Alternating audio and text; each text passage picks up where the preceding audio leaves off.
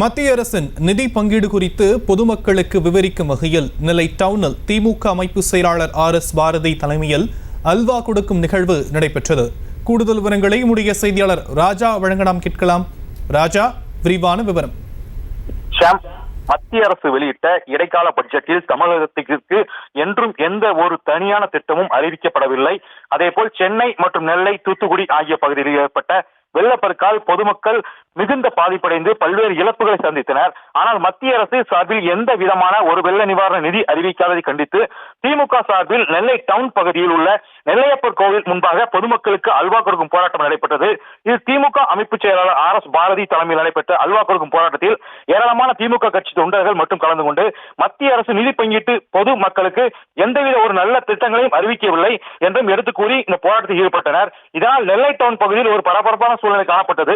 நெல்லை down பகுதியில் பொறுத்த வரைக்கும் நெல்லை டவுன், நெல்லையப்பர் கோவில் அருகே இருக்கக்கூடிய அனைத்து கடைகளுக்கும் அல்வா கொடுத்து போராட்டத்தில் ஈடுபட்டு வருகின்றனர். அந்த காட்சியை பார்த்துக்கோம். விரிவான விவரங்களுக்கு நன்றி ராஜா. செய்திகளை உடனுக்குடனும் துல்லியமாகவும் தெரிந்து கொள்ள சப்ஸ்கிரைப் பண்ணுங்க.